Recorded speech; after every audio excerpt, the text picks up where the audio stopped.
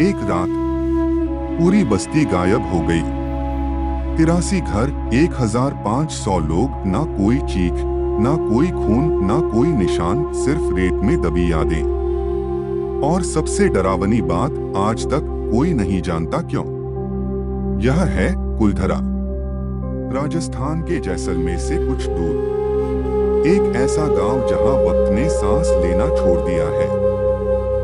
लगता है जैसे धरती ने खुद इसे छुपा लिया हो, लेकिन यहाँ हवा में कुछ है, कुछ अनकहा, कुछ अनजाना रहस्य। कुलधरा को बसाया था पालीवाल ब्राह्मणों ने 13वीं शताब्दी में। यह समुदाय अपनी बुद्धिमानी, जल प्रबंधन और समृद्धि के लिए प्रसिद्ध था। रेगिस्तान में भी जीवन कैसे पनपता है, इन्हें पता था। फिर सब कुछ खत्म हो गया, एक ही रात में। कहानी कहती है, जैसलमेर का दीवान सलीम सिंह, एक लालची और क्रूर मंत्री। उसकी नजर पड़ती है एक ब्राह्मण लड़की पर और शर्त रखता है, शादी करो या विनाश झेलो। उसे लड़की चाहिए थी, चाहे पूरे समुदाय की इज्जत ही क्यों न बिक जाए। लेकिन ब्राह्मण कभी झुकते नहीं। और फिर वो रात आई। हर घर ने एक फैसला लिया, जिंदा रहना है, लेकिन इज्जत के साथ, बिना शोर, बिना उजाले। वो सब चले गए। कहते हैं उन्होंने अपने पैरों के निशान तक मिटा दिए, लेकिन गए कहाँ और फिर कभी लौटे क्यों नहीं। कहते हैं जाते जाते उन्होंने श्राप दिया, कोई यहाँ फिर कभी नहीं बस पाएगा। हर रात कुछ होता है, आवाजें, कदमों की परछाइयां और एक ठंडी सांस जो गर्दन के पास महसूस होती है।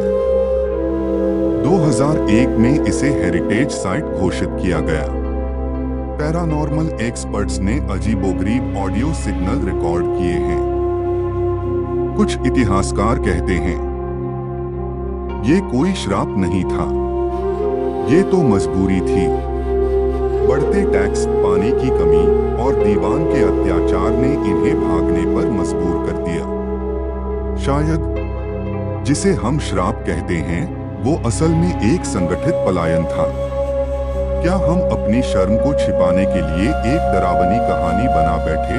जब दर्द बहुत गहरा हो जाए, वो कहानी बन जाता है। और कहानी जब बार बार दोहराई जाए, तो उसमें सच जन्म ले लेता है। कभी कभी श्राप सिर्फ एक प्रतीक होता है, एक मनोवैज्ञानिक पट्टी जिससे जख्म छुप जाते हैं। कुलधरा शायद एक भूला हुआ गांव है, लेकिन इसकी रेत में कहानियां दबी हैं।